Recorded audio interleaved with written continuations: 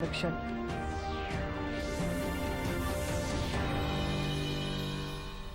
शिक्षा मंत्री जगन्नाथ महतो को चेन्नई से रांची लाने के लिए 2 विशेषज्ञ चिकित्सक रवाना। आज विशेष विमान से लौटेंगे रांची।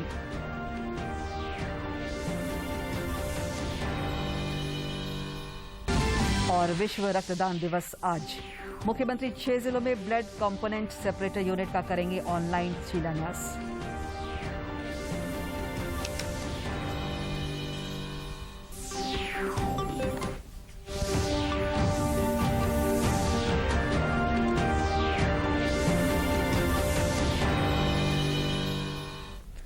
नमस्कार, खबरें झारखंड में आपका स्वागत है। मैं हूं दिव्या। अब समाचार विस्तार से। कोरोना संक्रमण की दूसरी लहर अब झारखंड समेत पूरे देश में थोड़ी कमजोर पड़ती जा रही है। दूरदर्शन आप लोगों से अपील करता है कि इसके बावजूद लापरवाही न बरतें, सभी एहतियाती उपायों का पालन करें और जिन लोगों ने कोविड का टीका नहीं लगवाया है वे जल्द से जल्द टीका लगवाएं। जब तक आवश्यक न हो घर से बाहर न निकलें और इन 3 आसान उपायों का पालन करें और सुरक्षित रहें। मास्क लगाएं, 2 गज की सुरक्षित दूरी बनाए रखें तथा बार बार हाथ धोएं और साफ सफाई का ध्यान रखें। कोविड से संबंधित जानकारी और मार्गदर्शन के लिए राष्ट्रीय हेल्पलाइन काम कर रही हैं। इनके नंबर हैं 011-2397-8046 और 1075। और अब समाचार विस्तार से। प्रधानमंत्री नरेंद्र मोदी ने मुक्त समाज की अवधारणा के लिए बहुपक्षीय प्रणाली में सुधार की आवश्यकता पर बल दिया। G7 शिखर बैठक के दूसरे दिन संपर्क सत्र में श्री मोदी ने कहा कि लोकतंत्र और स्वतंत्रता भारतीय लोकाचार का हिस्सा रहे हैं। G7 शिखर सम्मेलन के आखिरी दिन प्रधानमंत्री मोदी ने सम्मेलन में वर्चुअल रूप से हिस्सा लिया और सत्र को संबोधित किया। पीएम मोदी ने कहा कि भारत सत्तावाद, आतंकवाद और हिंसक उग्रवाद, दुष्प्रचार और आर्थिक जबरदस्ती से पैदा होने वाले खतरों से हमारे साझा मूल्यों की रक्षा करने के लिए G7 देशों का एक स्वाभाविक सहयोगी है। विदेश मंत्रालय के अनुसार G7 शिखर सम्मेलन में ओपन सोसाइटी और ओपन इकोनॉमी पर एक सत्र में एक वर्चुअल संबोधन में प्रधानमंत्री ने लोकतंत्र, विचारों की स्वतंत्रता और स्वाधीनता के लिए भारत की प्रतिबद्धता पर प्रकाश डाला। पीएम मोदी ने आधार, डायरेक्ट बेनिफिट ट्रांसफर और JAM ट्रिनिटी जैसे एप्लीकेशन के माध्यम से भारत में सशक्तिकरण और सामाजिक समावेश पर डिजिटल टेक्नोलॉजी के क्रांतिकारी प्रभाव पर भी प्रकाश डाला। प्रधानमंत्री ने टेक कंपनियों और सोशल मीडिया प्लेटफॉर्म से अपने यूजर्स के लिए एक सुरक्षित साइबर वातावरण सुनिश्चित करने का आह्वान किया। प्रधानमंत्री ने खुले और लोकतांत्रिक समाजों को एक साथ काम करने और अपने मूल्यों की रक्षा करने और बढ़ती चुनौतियों का जवाब देने के लिए एक दूसरे के हाथों को मजबूत करने की जरूरत पर भी बात की। गौरतलब है कि G7 के पहले दिन पीएम मोदी ने एक पृथ्वी एक स्वास्थ्य का मंत्र दिया था। कोरोना संक्रमण के फैलाव पर अंकुश को लेकर शनिवार शाम 4 बजे से आज सुबह 6 बजे तक 38 घंटे के लिए लागू संपूर्ण लॉकडाउन की अवधि समाप्त होने के बाद बाजार में रौनक लौट आई है। सवेरे से ही बाजार में एक बार फिर से चहल पहल देखी जा रही है। हालांकि स्वास्थ्य सुरक्षा सप्ताह के तहत शाम 4 बजे तक ही दुकान खोलने का आदेश है। यह आदेश 17 जून की सुबह 6 बजे तक लागू है। कोरोना संक्रमण की रफ्तार में लगातार कमी देखी जा रही है। देश में पिछले 24 घंटे के दौरान कोविड-19 के 70,421 नए मरीज मिले हैं, जो पिछले 74 दिनों में सबसे कम है। केंद्रीय स्वास्थ्य मंत्रालय के अनुसार देश में कोविड पॉजिटिव मामलों की कुल संख्या 2,95,10,410 है, जबकि 2,81,62,947 लोग अब तक कोविड को मात दे चुके हैं और 9,73,058 मरीज सक्रिय है। इधर झारखंड में भी पिछले 80 दिनों के बाद कल नए मरीजों की संख्या 200 के नीचे रही। स्वास्थ्य विभाग के अनुसार पिछले 24 घंटे में राज्य के 22 जिलों में कोरोना के 154 नए मरीज मिले, जबकि 713 लोग स्वस्थ भी हुए हैं। राज्य में अब एक्टिव मरीजों की संख्या घटकर 3,395 रह गई है और रिकवरी रेट बढ़कर 97.53% हो गई है।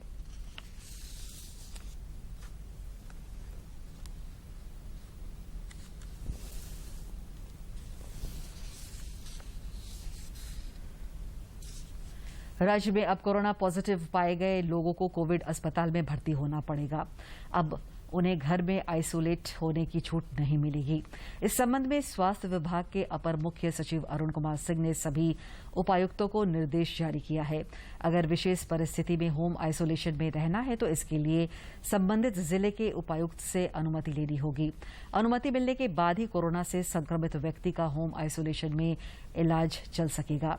इतना ही नहीं, अब 24 घंटे के अंदर संक्रमितों की कॉन्टैक्ट ट्रेसिंग भी होगी। कोरोना की दूसरी लहर में महामारी से जान गंवाने वालों के परिवारों का राज्य सरकार सामाजिक और आर्थिक सर्वे कराएगी। इसका उद्देश्य मृतकों के परिजनों की मदद के लिए नीति बनाना है। स्वास्थ्य विभाग के अपर मुख्य सचिव अरुण कुमार सिंह ने इस संबंध में उपायुक्तों को निर्देश जारी किया है। उन्होंने कहा है कि दूसरी लहर में 15 मार्च से 9 जून के बीच राज्य में 3,983 लोगों की मौत कोरोना संक्रमण से हुई है। राज्य सरकार को इस महामारी के कुप्रभाव से उत्पन्न सामाजिक कष्ट का भी प्राथमिकता के आधार पर निदान करना है। देश में पिछले 24 घंटे में कोरोना वायरस की 14,99,771 वैक्सीन लगाई गई, जिसके बाद कुल वैक्सीनेशन का आंकड़ा 25,48,49,301 हो गया है।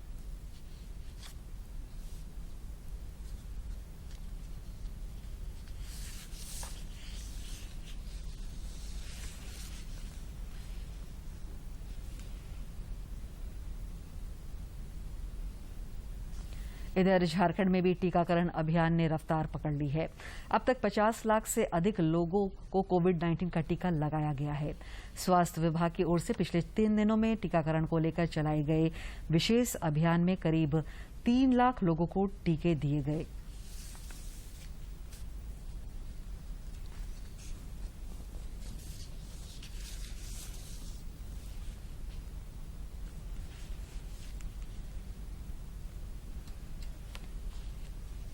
बाबा बैद्यनाथ की नगरी को संक्रमण मुक्त बनाने की दिशा में सबसे जरूरी है कि कोविड नियमों का पालन करते हुए 100% वैक्सीनेशन के लक्ष्य को पूरा किया जाए।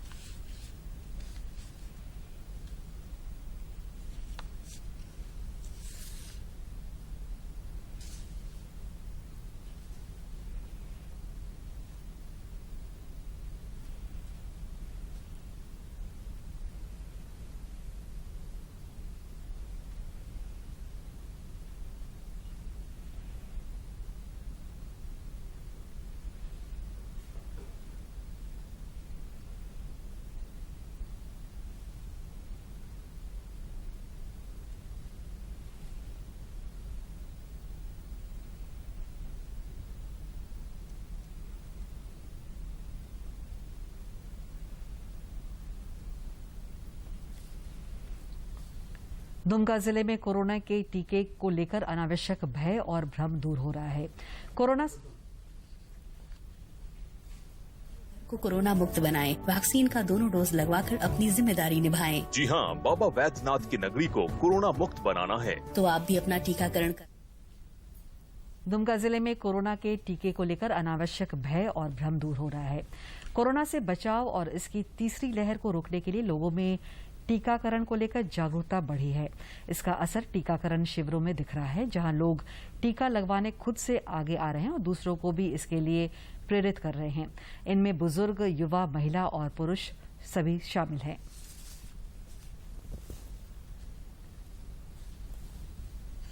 कोरोना संक्रमण से बचाव को लेकर दुमका सदर प्रखंड कार्यालय में मेगा टीकाकरण शिविर लगाया गया।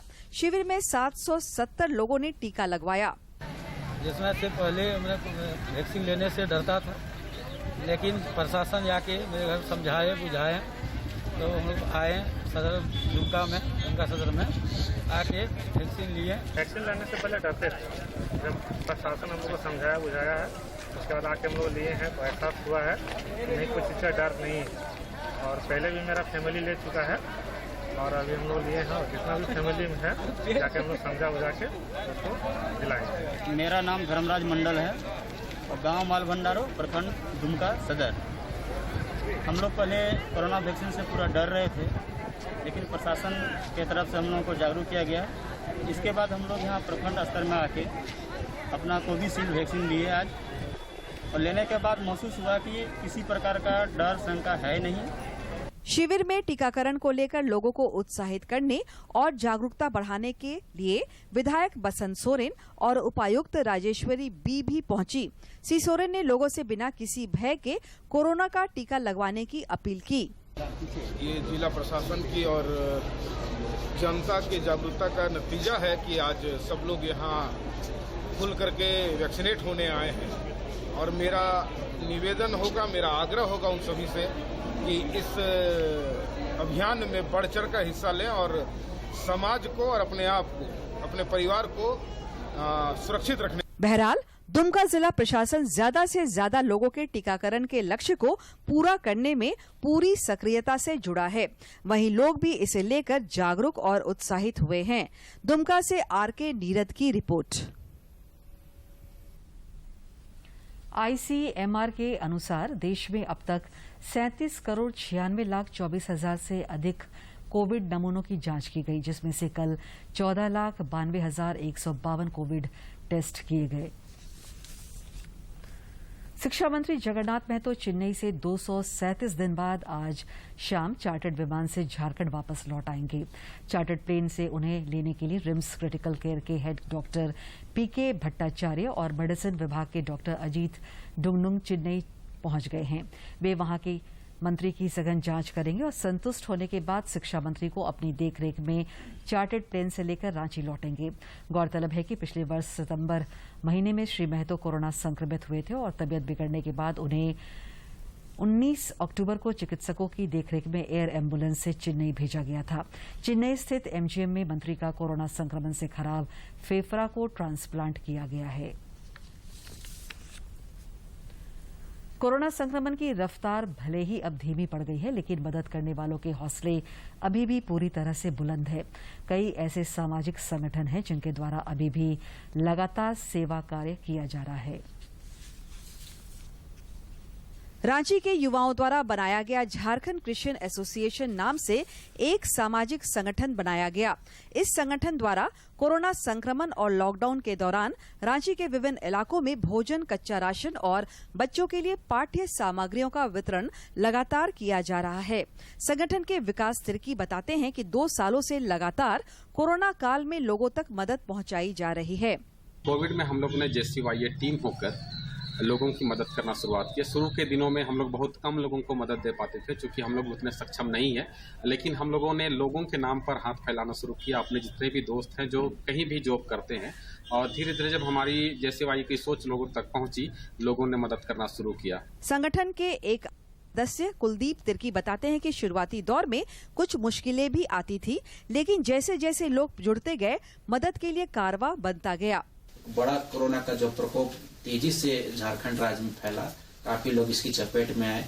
ऐसे परिस्थिति में जब लोग बाहर नहीं निकल रहे थे, ऐसे परिस्थिति में हमारे टीम के लोग, हमारी युवा टीम लोगों ने एक स्टेप लिया, एक निर्णय लिया कि हम बाहर निकल के लोगों को सहयोग करना चाहिए, और हमारे युवा लोग मिलकर ऐसे जरूरतमंदों के बीच में राशन उपलब्ध कराएं जो महीने भर से उनके पास राशन नहीं था, जो बाहर के हैं और यहाँ पर किराए के मकान में रहते हैं, ऐसे लोगों तक हम लोग राशन पहुंचाएं। और बहुत लोगों तक हम लोग दवा भी पहुंचाएं, बहुत लोग तक मेडिसिन भी पहुंचाएं। और हम लोग बीते दिन हम लोग किन्नर समाज के कुछ लोगों को भी हम लोग सहयोग के राशन उपलब्ध कराएं, और बहुत सारे झुग्गी झोपड़ी और बहुत हम लोग सुदूरवर्ती इलाकों में भी गए, जंगल इलाकों में भी गए, और उन लोग तक हम लोग राशन उपलब्ध कराएं। युवाओं द्वारा शुरू की गई एक छोटी सी मुहिम से कई लोगों के जीवन में खुशियां देखने को मिल रही है। संस्था की ओर से बच्चों के पढ़ाई लिखाई पर भी विशेष ध्यान दिया जा रहा है। रांची से करमवीर की रिपोर्ट। कोरोना संक्रमण काल में प्रशासन की ओर से जहां स्वास्थ्य सुविधाओं में बढ़ोतरी के प्रयास किए जा रहे हैं, वहीं कई सामाजिक संगठनों की ओर से भी सहयोग दिया जा रहा है। खूंटी सदर अस्पताल में भी अजीम प्रेमजी से संबद्ध सामाजिक संगठन जिधान परियोजना की ओर से ऑक्सीजन कंसंट्रेटर और थर्मामीटर समेत कई सामग्री उपलब्ध कराए गए।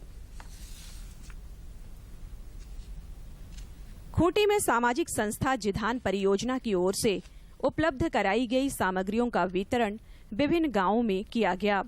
इस मौके पर केंद्रीय मंत्री अर्जुन मुंडा के जिला सांसद प्रतिनिधि मनोज कुमार ने वैक्सीनेशन के प्रति लोगों को जागरूक करने के लिए प्रेरित किया। जिला को कोरोना मुक्त बनाने में आप जो सहयोग कर रहे हैं उसमें सबसे पहले अपने अगल बगल, अपने परिवार, अपने गांव को आप वैक्सीनेशन के लिए प्रेरित करेंगे, उनको वैक्सीनेशन दिलाएंगे, तो इससे ही हमारी आधी लड़ाई खत्म हो जाएगी। उप विकास आयुक्त का कहना है कि कोरोना महामारी की क्षति से बचाव का वर्तमान में एकमात्र उपाय वैक्सीनेशन है। भ्रम दूर होने के बाद अब टीका के लिए लोग बढ़ चढ़कर आगे आ रहे हैं। पहले अपना टीका लें, टीका लेने से कोई हानि नहीं होती है। अब तो गर्भवती महिलाएं भी ले सकती हैं। पहले गर्भवती महिला और दूध पिलाने वाले जो है ना महिला को टीका नहीं दिया जा रहा था, लेकिन अब गर्भवती महिलाएं और दूध पिलाने वाली महिलाएं भी टीका ले सकती हैं, उनको भी कोई हानि नहीं है। ये जो है ना कोरोना के विरोध सबसे बड़ा हथियार है। खूंटी जिला प्रशासन की ओर से यह अपील की गई है कि लोग खुद भी वैक्सीन ले और अपने घर, परिवार और आसपास के लोगों को भी वैक्सीन लेने के लिए प्रेरित करें। खूंटी से ब्यूरो की रिपोर्ट। कोरोना संक्रमण काल में हर वर्ग प्रभावित हुआ है। वहीं लॉकडाउन के कारण प्रतिदिन मेहनत मजदूरी करने वालों के साथ ठेला और खोमचे वालों की भी मुश्किल बढ़ गई है। इस मुश्किल की घड़ी में गोड्डा नगर परिषद के एक सदस्य प्रीतम ने अपने मित्रों की सहायता से इन रेहड़ी और ठेला खोमचे वालों की मदद का अनोखा तरीका निकाला है। कोरोना संक्रमण काल में गोड्डा के नगर परिषद के सदस्य प्रीतम गाड़ी अपने क्षेत्र में रहने वाले ठेला खोमचे वालों की मदद में जुटे हैं। मदद के लिए वे हर किसी से मोबाइल पर बात करते हैं। जरूरतमंद लोगों के मोहल्ले में जाकर या अपने मोहल्ले में बुलाकर उन्हें अनाज और अन्य सामग्री मुहैया कराते हैं। प्रीतम गाडिया का मानना है कि यह एक ईश्वरीय कार्य है। इस मुसीबत की घड़ी में सबके ऊपर नजर रखनी चाहिए। कोई भूखा न सोए, यह प्रयास आसपास में लोगों को भी करनी चाहिए। वैश्विक महामारी कोरोना संक्रमण काल में प्रीतम जैसे सामाजिक कार्यकर्ता का प्रयास काफी सराहनीय है और इससे प्रेरित होकर अन्य क्षेत्रों में भी लोग जरूरतमंद लोगों की मदद के लिए आगे आ रहे हैं। गोड्डा से रंजन कुमार की रिपोर्ट। आज विश्व रक्तदान दिवस के अवसर पर मुख्यमंत्री हेमंत सोरेन 6 जिलों में ब्लड कंपोनेंट सेपरेशन यूनिट का वर्चुअल शिलान्यास करेंगे। इसके अलावा मुख्यमंत्री झारखंड राज्य एड्स नियंत्रण समिति के यूट्यूब चैनल का विमोचन और डिजिटल प्रमाण पत्रों का वितरण किया जाएगा। इस अवसर पर मुख्यमंत्री द्वारा स्वैच्छिक रक्तदान के लिए झारखंड विशिष्ट कैलेंडर का भी शुभारंभ किया जाएगा। लातेहार जिले में अमन साव गैंग के 7 अपराधियों को पुलिस ने गिरफ्तार किया है। पुलिस का दावा है कि सभी अपराधी किसी बड़ी घटना को अंजाम देने की योजना बना रहे थे। इनके पास से 1 देसी कट्टा, 2 जिंदा कारतूस, 5 मोबाइल, 2 बाइक और 1 स्कूटी बरामद किए गए हैं। भित्ति चित्रकला दुनिया की सबसे पुरानी चित्रकला है और देश में भी सदियों दीवारों पर आकर्षण चित्र बनाने की परंपरा रही है। सरायकेला खरसावां जिले के छोटे से गांव जगन्नाथपुर के रहने वाले कलाकार दुर्गा प्रसाद चौधरी ने भित्ति चित्रकला के जरिए अपने घरों की दीवारों पर इस आर्ट को जिंदा रखा है। सीमेंट और रेत से दीवारों पर बनी ये भित्ति चित्रकला पर्यावरण संरक्षण और कोरोना संक्रमण से बचाव का संदेश दे रही है। सरायकेला खरसावां जिले के जगन्नाथपुर गांव में रहने वाले कलाकार दुर्गा प्रसाद चौधरी के घर की दीवारों पर बनी यह कलाकृति सभी को मंत्र मुग्ध कर देती है। कोल्हान प्रमंडल की कई छोटी बड़ी कंपनियों में काम कर चुके दुर्गा प्रसाद बताते हैं कि बहुत जल्द ही वह अपनी कलाकृतियों की एक प्रदर्शनी लगाएंगे और अपने घर को एक संग्रहालय के रूप में विकसित करना चाहते हैं। पंचायत के सप्तम शिवम सुंदरम आवास में मैंने जो है देखा, कोरोना काल जो है लग चुका था। मैंने देखा कि कुछ करके जनहित के लिए कुछ संदेश दूं तो हमारा कला का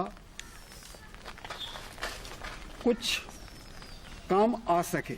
इसीलिए मैंने अपने निजी मकान में पूरे दीवारों के ऊपर म्यूरल आर्ट, जिसे पुरानी भित्ति आर्ट कहते हैं, उसे मैं उकारा हूँ। दीवारों पर सुंदर कलाकृति बनाने वाले दुर्गा प्रसाद चौधरी एक अच्छे उपन्यासकार और लेखक भी हैं।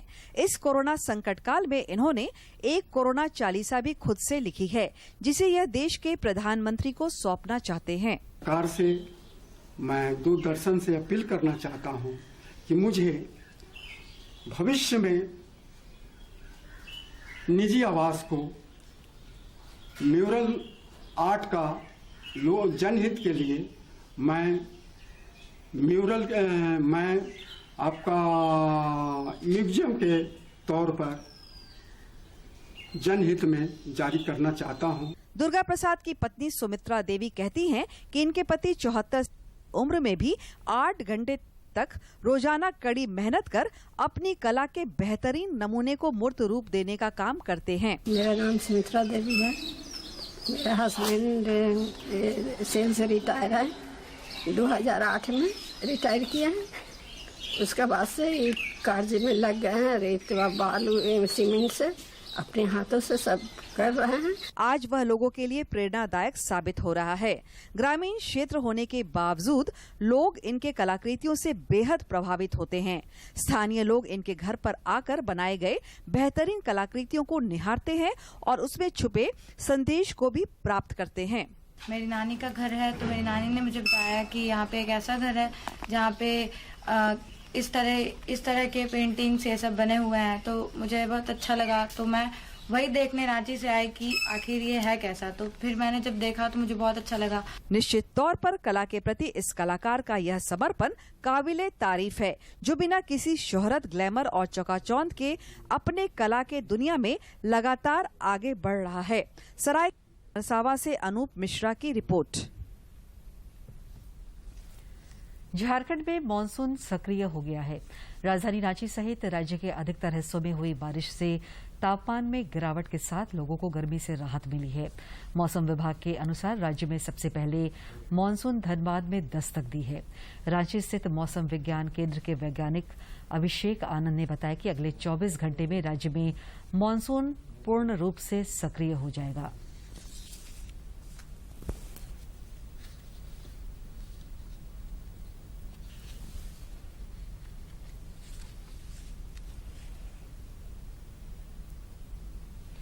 केंद्र सरकार ने स्पष्ट किया है कि एनआईसी ईमेल प्रणाली में कोई साइबर हमला नहीं हुआ है। ईमेल प्रणाली पूरी तरह से सुरक्षित है। मीडिया के एक वर्ग में कहा गया है कि इस साइबर हमले से एयर इंडिया, बिग बास्केट और डोमिनोज के ईमेल खाते और पासवर्ड हैकरों के हाथ लग गए हैं। सरकार ने कहा कि नेशनल इंफॉर्मेटिक्स सेंटर एनआईसी की देखरेख वाली उसकी ईमेल प्रणाली पर कोई साइबर हमला नहीं हुआ है। इलेक्ट्रॉनिक और सूचना प्रौद्योगिकी मंत्रालय ने एक आधिकारिक विज्ञप्ति में इस तरह की एक खबर को खारिज करते हुए कहा कि ईमेल प्रणाली पूरी तरह से सुरक्षित है। खबर में दावा किया गया था कि एयर इंडिया, बिग बास्केट और डोमिनोज जैसे संगठनों के डेटा में सेंध लगने से एनआईसी के ईमेल खाते और पासवर्ड हैकर के पास चले गए हैं। इसमें यह भी कहा गया कि बाहरी पोर्टल पर साइबर हमले से सरकार की ईमेल सेवाओं के यूजरों पर शायद कोई असर न पड़े। असर तभी पड़ेगा अगर यूजरों ने इन पोर्टल पर अपने आधिकारिक ईमेल पते और उसी पासवर्ड का इस्तेमाल किया हो जो सरकारी ईमेल खाते से जुड़ा है। एनआईसी ईमेल प्रणाली में 2 फैक्टर ऑथेंटिफिकेशन और 90 दिनों के भीतर पासवर्ड बदलने जैसे कई सुरक्षा उपाय किए गए हैं। साथ ही एनआईसी ईमेल का पासवर्ड बदलने के लिए mobile OTP one time password की जरूरत होती है। गलत मोबाइल ओटीपी डालने पर पासवर्ड बदलना संभव नहीं होगा। इसमें कहा गया है कि एनआईसी समय समय पर जागरूकता अभियान चलाता है और यूजरों को संभावित खतरों व सुरक्षा प्रोटोकॉल की जानकारी देता है। प्रधानमंत्री की मेंटरशिप स्कीम की शुरुआत 29 मई 2021 को की गई है। योजना के अंतर्गत प्रतियोगिता की अवधि 1 जून से 31 जुलाई 2021 तक निर्धारित की गई है। अखिल भारतीय प्रतियोगिता के जरिए कुल 75 लेखों का चयन किया जाएगा। आजादी के 75 साल पूरे होने के मौके पर युवा लेखकों के लिए प्रधानमंत्री की मेंटरशिप स्कीम की शुरुआत की गई है, जिसका मकसद 30 साल से कम उम्र के युवा लेखक तैयार करना है। इस योजना को राष्ट्रीय पुस्तक न्यास यानी नेशनल बुक ट्रस्ट के जरिए क्रियान्वित किया जा रहा है। ट्रस्ट ने एक अखिल भारतीय प्रतियोगिता की शुरुआत की है, जिसके जरिए 75 युवा लेखकों का चयन कर उनकी पुस्तकों को प्रकाशित किया जाएगा। प्रतियोगिता में शामिल होने के इच्छुक युवा आगामी 31 जुलाई तक आवेदन कर सकते हैं। धनबाद जिले के धनसार थाना स्थित गांधीनगर में आज सुबह एक ही परिवार के 4 सदस्यों का शव एक घर से बरामद किया गया है। घटना की सूचना के बाद मौके पर पहुंची पुलिस जांच में जुट गई है। शव की स्थिति को देख प्रथम दृष्टया यह माना जा रहा है कि बेटे ने अपनी मां और सौतेले पिता भाई की चाकू मारकर हत्या कर दी। इसके बाद खुद गला रेत कर खुदकुशी कर ली। पुलिस मामले की छानबीन में जुटी है। दूरदर्शन झारखंड पल पल की खबरों से जुड़े रहने के लिए आप हमारे social media platform Twitter, Facebook और यूट्यूब से जुड़ सकते हैं, क्योंकि खबरों से जितना बाखबर रहना जरूरी है, उससे ज्यादा जरूरी है सटीक, संतुलित और निष्पक्ष समाचार। हमारा ट्विटर हैंडल और फेसबुक पेज है डीडी न्यूज झारखंड। आप हमें YouTube channel Jharkhand DD news पर भी देख और सुन सकते हैं। कोरोना का खतरा अभी टला नहीं है। दूरदर्शन झारखंड आप सबों से अपील करता है कि आप खुद भी मास्क पहनें तथा दूसरों को भी मास्क पहनने के लिए प्रेरित करें और सामाजिक दूरी के दिशा निर्देशों का पालन करें। मास्क के उपयोग को लेकर सभी के सहयोग से मास्क अप इंडिया अभियान की शुरुआत हुई है, जो डीडी न्यूज और उससे जुड़े सोशल मीडिया पर जारी रहेगा। कोरोना को हराना है, मास्क जरूर लगाना है। मास्क पहने और अपने मुंह और नाक को अच्छी तरह ढके। अपने परिवार के सदस्यों और दोस्तों को मास्क पहनने के लिए कहें। Mask up India, mask up India. DD news के माध्यम से सबको बताना है, कोरोना को हराना है, मास्क जरूर लगाना है। Mask up India, mask up India, mask up India.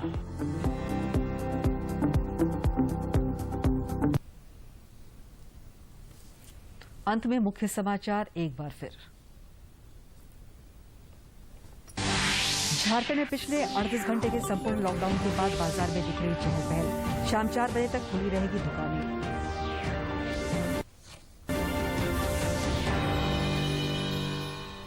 कोविड-19 मरीजों को अब होम आइसोलेशन की छूट नहीं। राज्य सरकार कोरोना मृतकों के परिजनों का कराएगी आर्थिक सर्वेक्षण।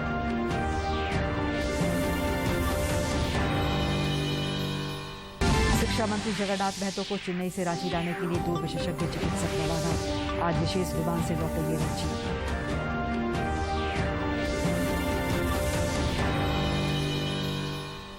और विश्व रक्तदान दिवस आज। मुख्यमंत्री 6 जिलों में ब्लड कंपोनेंट सेपरेटर यूनिट का करेंगे ऑनलाइन शिलान्यास।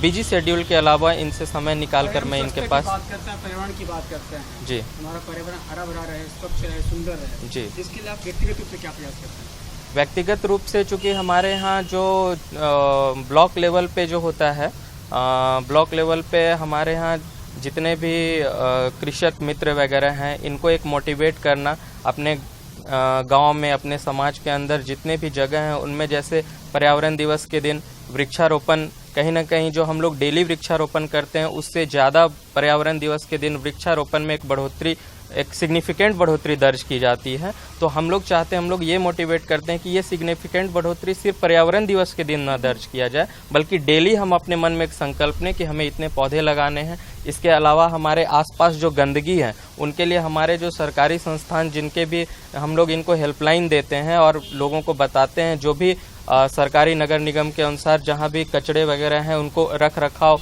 उठाव के लिए कदम उठाए जाते हैं। और आम जन इनकी शिकायत कर, अगर वो आसपास कूड़े कचड़े का ढेर देखते हैं तो उन पर शिकायत कर, उनको बुलाकर उस कचड़े का उठाव करा सकते हैं। वृक्षारोपण के साथ साथ वृक्ष संरक्षण बहुत जरूरी है।